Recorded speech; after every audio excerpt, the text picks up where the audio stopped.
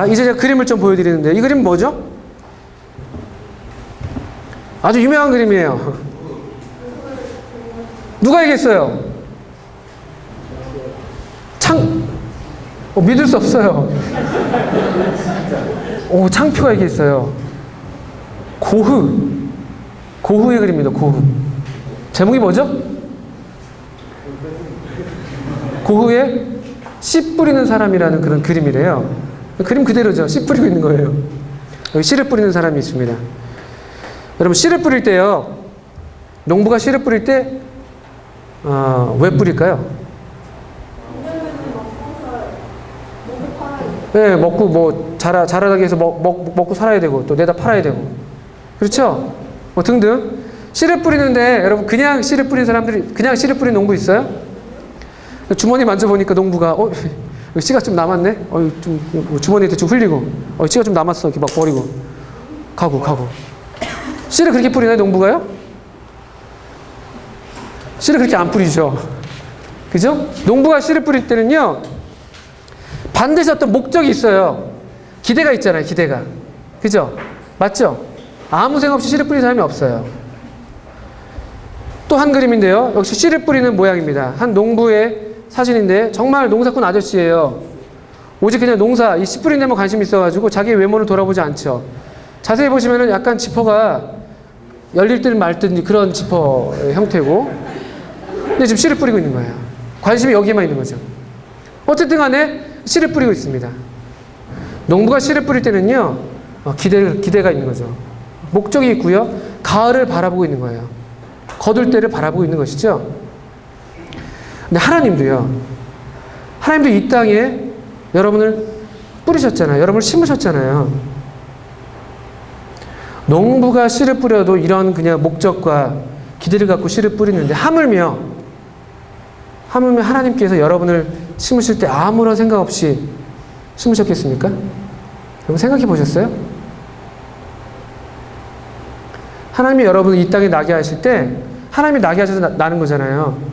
근데 여러분을 그냥 좀 내가 생명이 너무 남아 돌아서 그냥 막 그렇게 한 걸까요? 아니죠.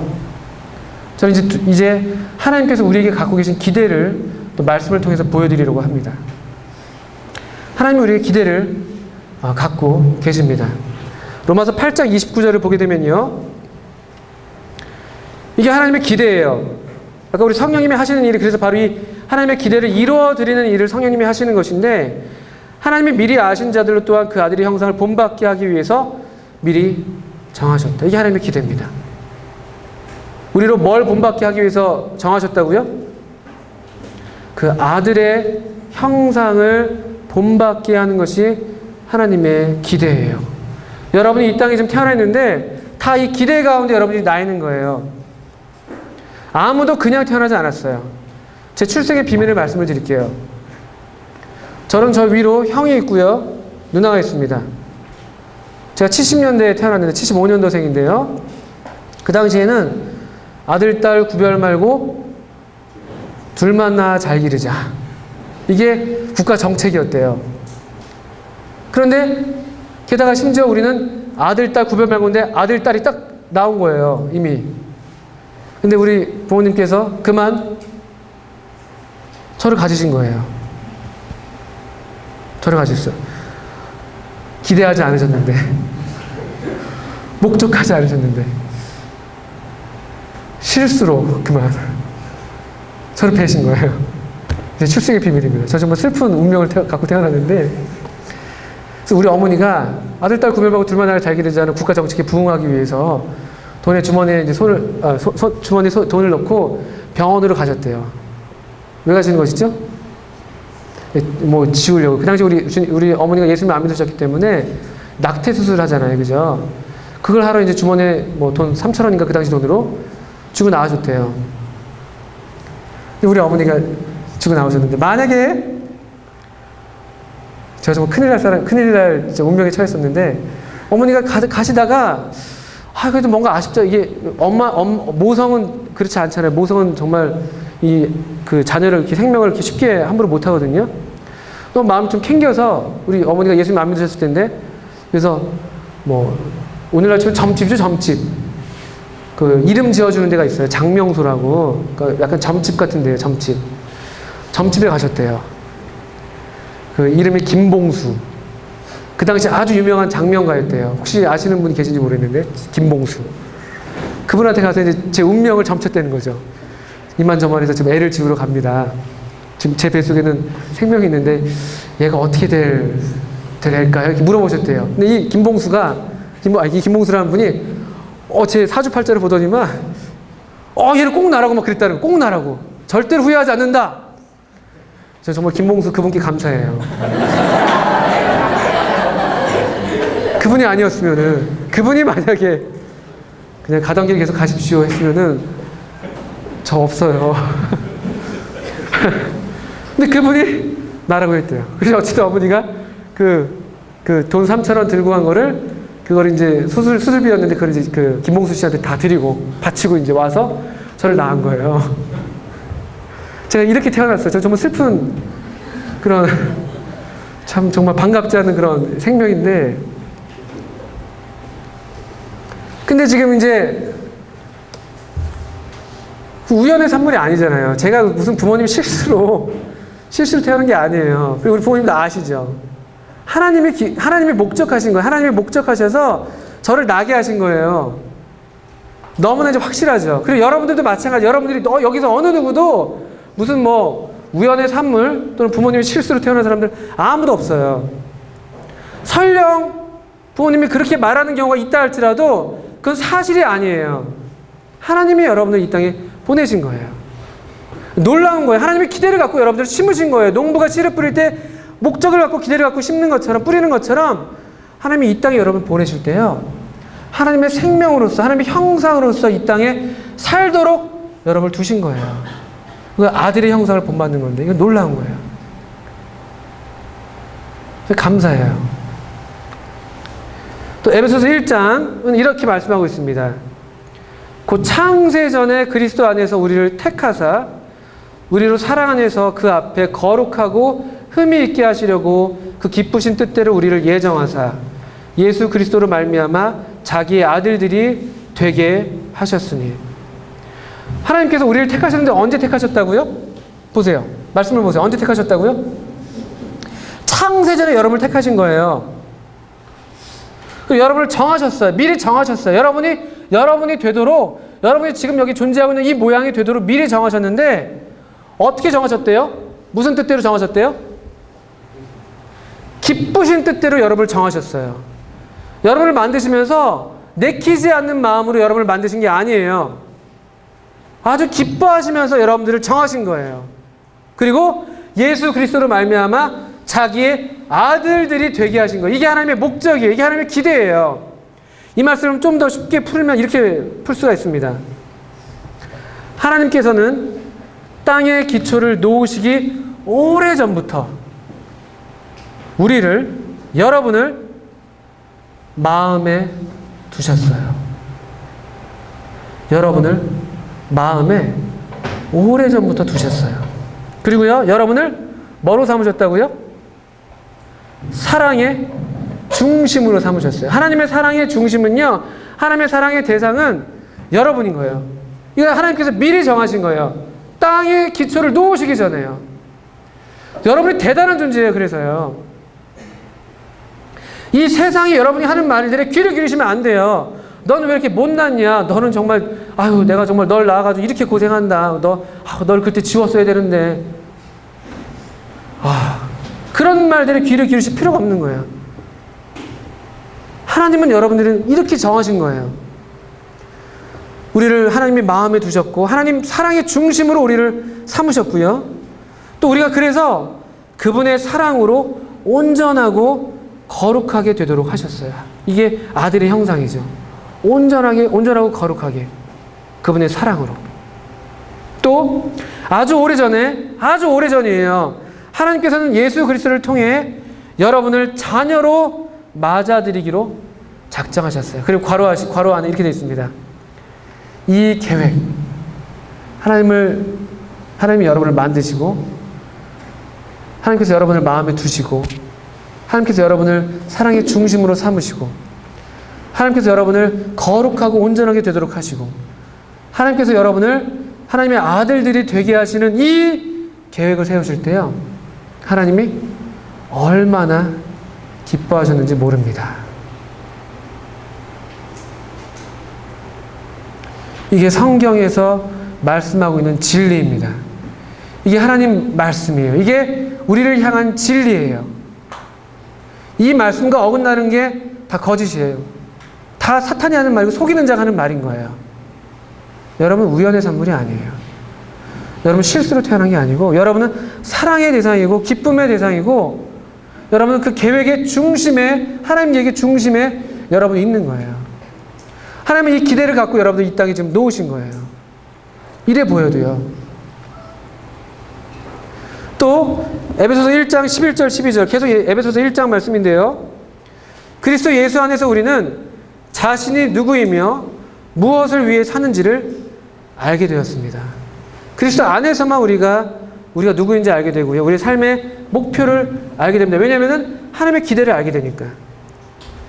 우리가 그리스도에 대해 처음 듣고 소망을 훨씬 품기 전에 하나님께서는 우리를 눈여겨보시고 우리로 하여금 영광스러운 삶을 살도록 계획하셨습니다. 하나님께서 먼저 여러분을 눈여겨보셨어요. 한번 좀 생각해 보세요. 여러분이 하나님을 알기도 전에, 여러분이 예수님에 대해서 듣기도 전에, 소망을 품기도 훨씬 전에 먼저 하나님께서는 여러분을 눈여겨보셨어요. 지금도 그 눈이 떠나 있지 않아요. 계속 하나님은 여러분을 좀 눈여겨보시는 거예요. 그 눈길은 대단한 사랑의 눈길이에요. 하나님의 관심이 온통 관심이 여러분 한 명 한 명을 향해 있는 거예요. 이게 성경의 진리라고 믿는 것입니다. 성경이 이렇게 말씀하고 있는 것이죠.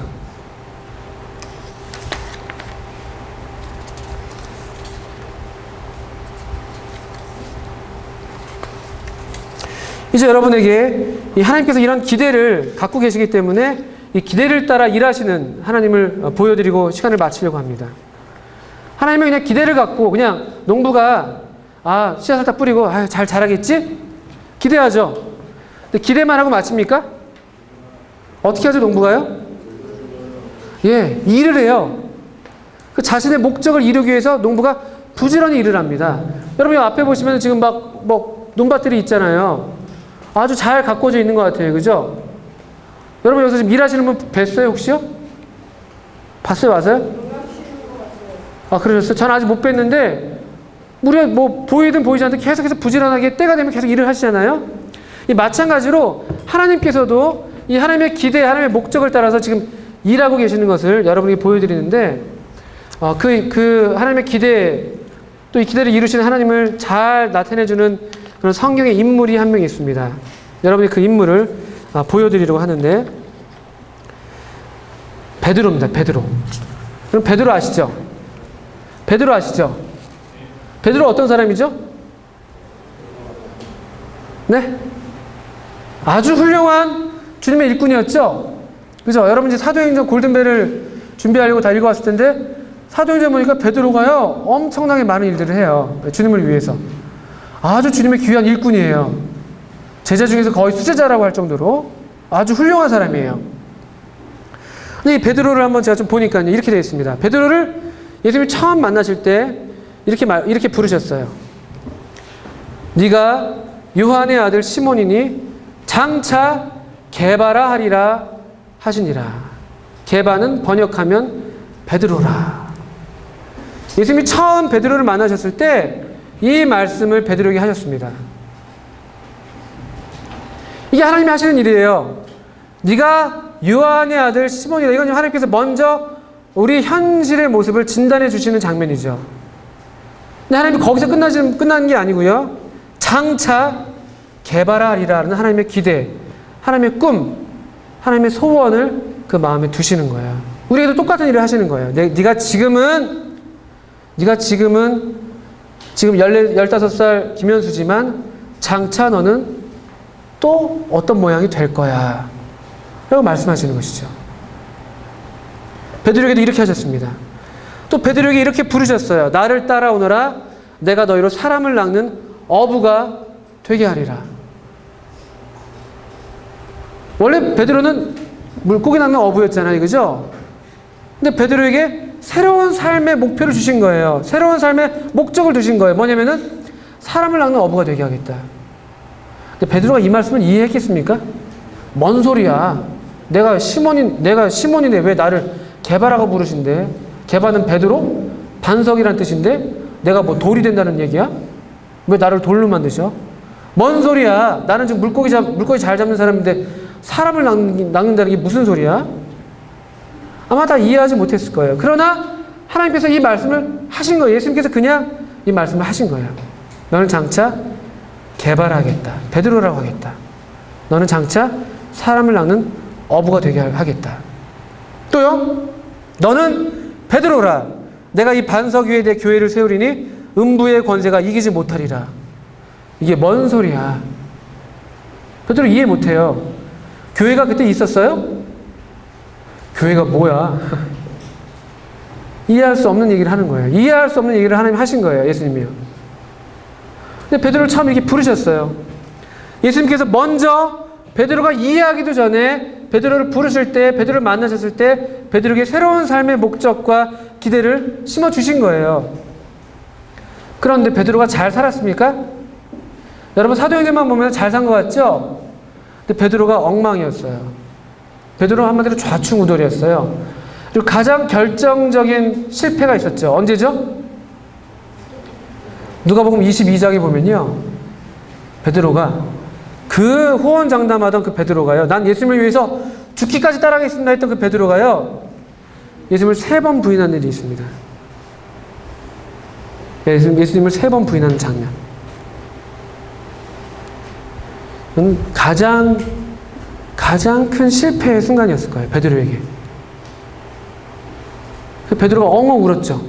밖에 나서 엉엉 통곡하고 울었어요.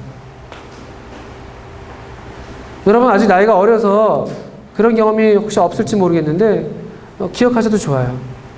여러분이 정말 살면서 여러분 자신을 정말 포기하고 싶은 그런 순간을 맞이할 때도 있어요.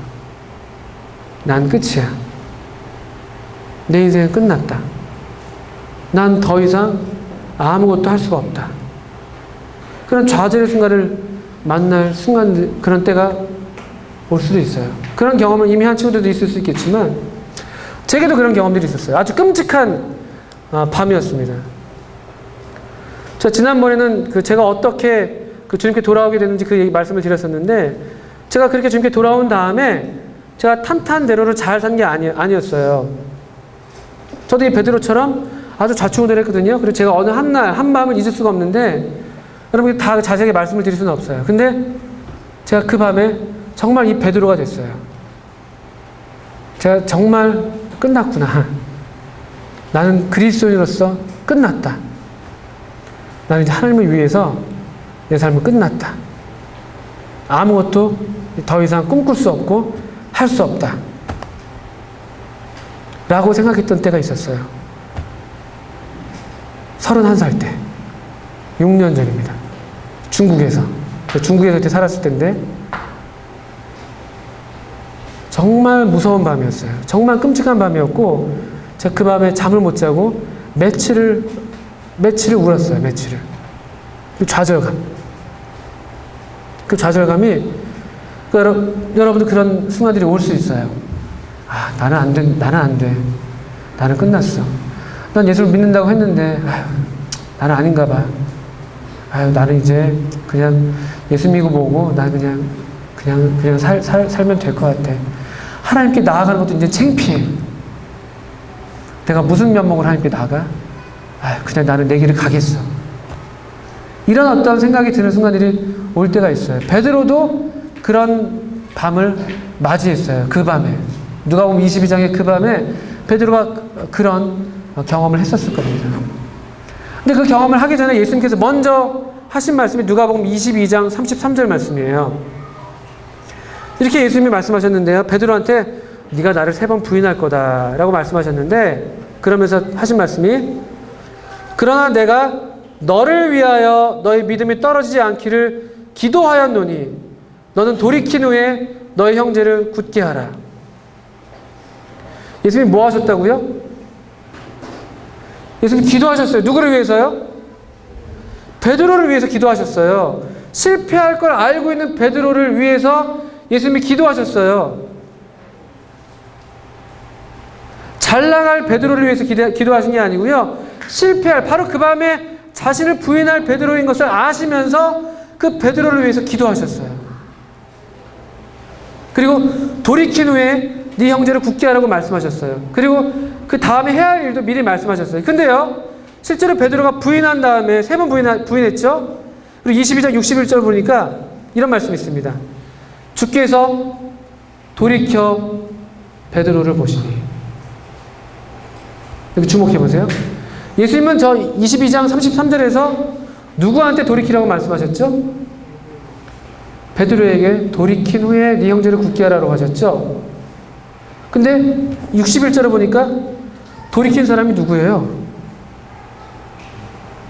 돌이킨 사람이 예수님이에요. 돌이킨 사람이 예수님이에요.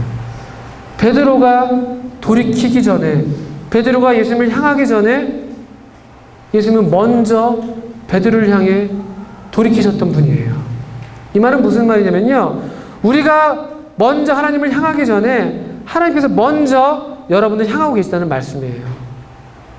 아까 우리 불렀던 찬송 가사 중에서 제가 지금 가사가 참 좋아가지고 표시를 해둔 가사가 있었는데,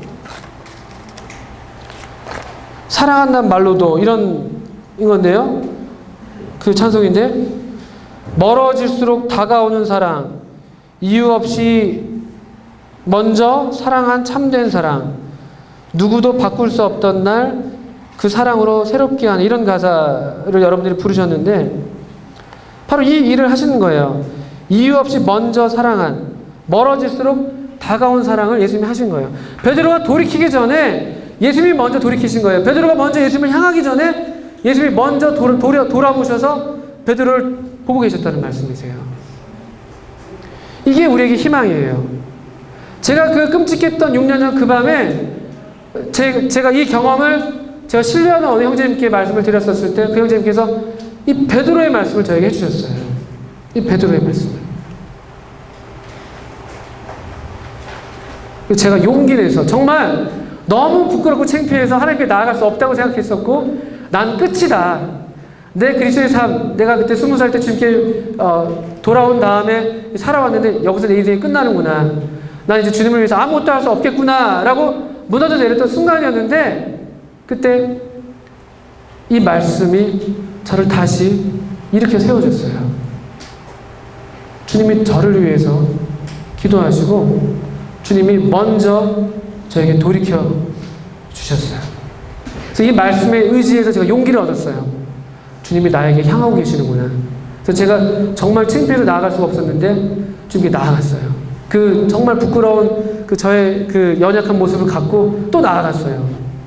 하나님, 이러저러 했습니다. 하나님, 이 베드로처럼 정말 통곡하면서 주님께 나아갔었는데 주님이 놀라우세요.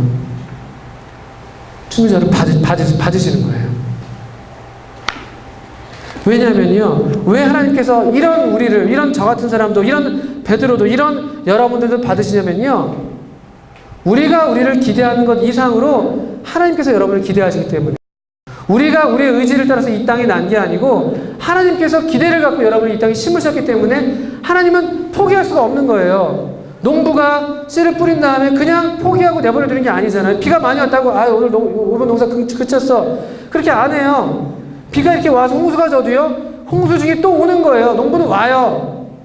찾아와서 또 뒤지는 거예요. 어떻게든 살려보려고, 어떻게든 쓰러져 있는 저 식물을 어떻게든 다시 한번 이렇게 세워보려고, 그래서 다시 한번 원래 내가 의도한 대로 열매를 맺게 하려고 농부는 찾아오는 거예요.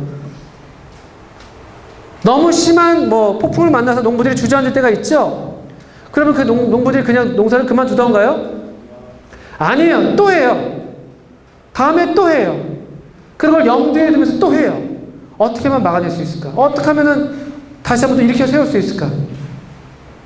그래서 진흙더미를 헤치면서, 그 물로 된 그 진창더미를 헤치면서 거기서 건져내는 거예요. 하나님이 하시는 일이 이런 일을 하시는 거예요. 기대를 따라서 하나님은 일하세요. 베드로에게 그런 일을 하신 것입니다. 그래서 베드로가 어떻게 됩니까? 요한복음 21장을 보니까 오늘 아침에 여러분 읽으셨을 텐데 요한의 아들 시몬아 라고 3번 예수님이 물으십니다.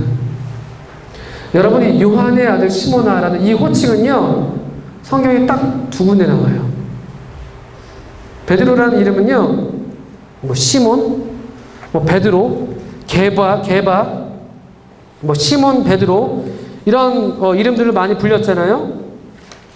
그런데 이 지금 요한의 아들 시몬이라고 베드로를 불렀던 때가 딱 2군데 나오는데 그게 바로 요한복음이에요. 아까 앞에서 봤던 것처럼 처음 예수님께서 베드로를 만나셨을 때 네가 요한의 아들 시몬이니 하시죠.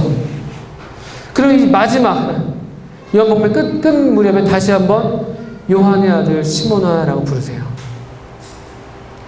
이 이름은요 모든 걸 아시는 이름이에요. 요한의 아들 시몬아, 내가 너를 안다. 너는 요한의 아들이다. 너를 내가 만들었고 네가 어떤 존재인지 내가 안다. 근본을 아시는 거예요. 예수님이 이 시몬, 베드로의 근본을 아시는 거예요. 너는 흙이야. 너는 흙으로 지어졌기 때문에 너는 내 이 생명의 호흡이 아니고는 절대로 일어날 수 없는 그런 한 줌 흙에 불과해. 내가 너를 알아. 근데 요한의 아들 시몬아, 내가 너를 장차 개발하겠다라고 먼저 그렇게 부르셨고요. 다시 실패한 베드로를 찾아오셔서 또 한 번 요한의 아들 시몬아라고 부르시는 거예요. 이건 대단한 위로예요. 내가 너를 안다. 네가 진토인 것을 안다. 네가 얼마나 연약한 존재인지, 너의 골격이 얼마나 약한지 내가 안다. 내가 안다. 하지만 거기서 주저앉는 게 아니죠. 다시 우리 예수님께서 이 시몬을, 베드로를 이렇게 세우시면서 또 한 번 일을 맡기시는 거예요. 내 양을 먹여라. 내 어린 양을 치라. 내 양을 먹이라. 그리고 사도행전에서 여러분이 보는 거예요. 이 베드로를. 이 하나님의 이 성령으로 완전히 새롭게 된 베드로를 여러분이 사도행전에서 만나는 거예요. 1장부터 쭉 만나는 거죠. 놀랍죠? 놀라워요. 그 3번이나 정말 그 어린 소녀 앞에서 예수를 부인했던, 그렇게 겁많았던 베드로가요, 이제는 뭐 그 관원들 앞에서 아주 담대하게 예수님을 전하잖아요. 완전 정반대의 삶을 사는 거예요. 이게 베드로예요. 한 번도 베드로가 이런 삶을 살 거라고 생각해 본 적도 없는 그런 삶을 지금 베드로가 살고 있는 거예요. 베드로가 얼마나 놀랐을까요? 그 3,000명, 그 여러 사람들 앞에서 복음을 전했을 때 3,000명이 구원받고, 방언을 하고, 기적을 행하고, 또 관원들 앞에서 또 그 높은 사람들 앞에서 막 복음을 전하고, 매를 맞으면서 기뻐하면서, 베드로는 아마 자기 자신이 너무 신기했을 거예요. 내가 어떻게 이런 삶을 살고 있지? 이 삶이 어디로부터 온 거지? 우리는 알죠. 성령님이 오셨을 때 그런 삶을 살게 된 겁니다. 하나님께서 여러분에게 갖고 계신 기대를 따라서 성령님으로 여러분을 나게 하시고 또 이제 성령님으로 여러분 안에서 일하고 계시는 것입니다. 하나님이 여러분을 기대하시기 때문에 하나님이 여러분을 절대로 포기하지 않으세요. 여러분이 여러분을 포기할지 몰라도 하나님이 절대로 여러분을 포기하지 않습니다. 제가 갖고 있는 믿음은 이런 믿음이에요. 제가 갖고 있는 믿음은 잠언에 나오는 말씀인데요.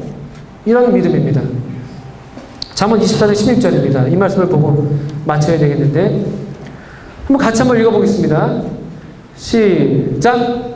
의인은 7번 넘어질지라도 다시 일어나려니와 악인은 재앙으로 인하여 엎드러지느니라.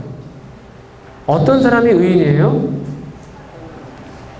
어떤 사람이 정말 하나님의 의인, 하나님의 생명으로 사는 사람이에요? 이 말씀을 보면요, 의인이니까, 의인 하니까 의로운 사람이니까 죄도 없어야 될 것만 같고 실수도 없애면 될 것 같고 그렇잖아요. 근데 성경은요 그렇게 말씀하지 않아요. 의인은요, 어떤 사람이 의인이냐? 넘어져요.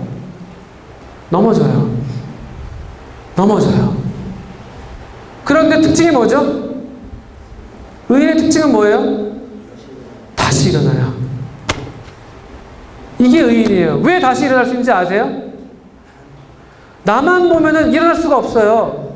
우리만 보면요, 형편없죠. 뭘 하겠어? 우리가 뭘 할 수 있어요? 아무것도 할 수 없어요. 그냥 뭐 찌그러져 있어야 되는 거죠.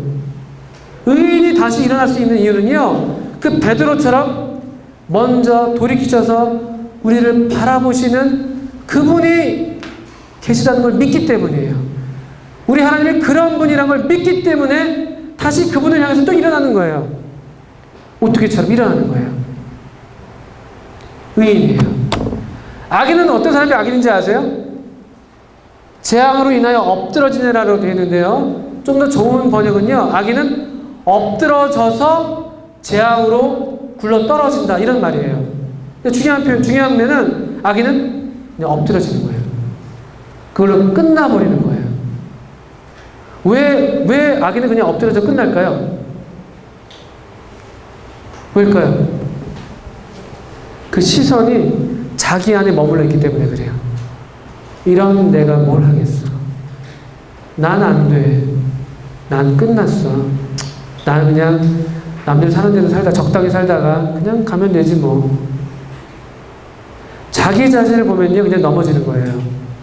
거기서 넘어져서 주저앉아 있을 수밖에 없지만, 그러나 살짝 고개를 들어서 보면요, 먼저 우리를 바라보시는 그분의 눈길을 만나는 거예요. 먼저 나를 찾아오셔서 내게 먼저 돌이키셨던 그분을 만나게 되면 우리가 일어날 수 있는 거예요. 여기 다 그런 분들이에요. 여러분들이 다 그런 분들인 거예요. 그런 희망이 여러분이 있는 거예요. 이 하나님을 믿으세요. 하나님이 여러분에게 기대를 갖고 계시다는 걸 믿으세요. 하나님이 여러분을 포기하지 않으시다는 걸 믿으셔야 돼요. 하나님이 그리고 지금 그 기대를 따라서 일하고 계시다는 것을 믿으셔야 돼요. 여러분은 의인이에요. 의인이 될 수 있어요. 하나님을 믿으심으로써. 여러분 자신에게 그냥 머물러 있지 마시고 이 하나님께 여러분 자신을 드릴 때, 이 하나님을 믿을 때 우리가 의인으로서, 우리가 정말 이 생명의 호흡을 받은, 하나님의 숨결을 받은 그런 사람으로서 하나님의 형상으로 계속해서 우리가 회복되어 가는 것입니다. 넘어지는 걸 두려워하지 마세요.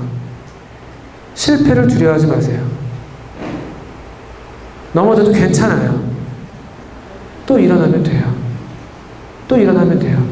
점점 그렇게 하다 보면요, 점점 다리에 힘이 생겨요. 점점 더 두 발로 굳게 설 수 있어요. 좀 덜 넘어질 수 있어요. 그렇게 돼요. 하나님이 그렇게 하세요. 하나님이 하시는 일이세요. 하나님이 우리의 농부시기 때문에 하나님이 우리를 심으시고 우리를 가꾸시고 우리를 돌보시고 우리에게 기대하시는 분이시기 때문에 하나님이 하십니다. 제가 갖고 있는 믿음이 이런 믿음이고 여러분에게도 이런 믿음을 갖기를 바라는 마음이 있어서 이 말씀을 드렸습니다. 긴 시간 경청해 주셔서 감사합니다.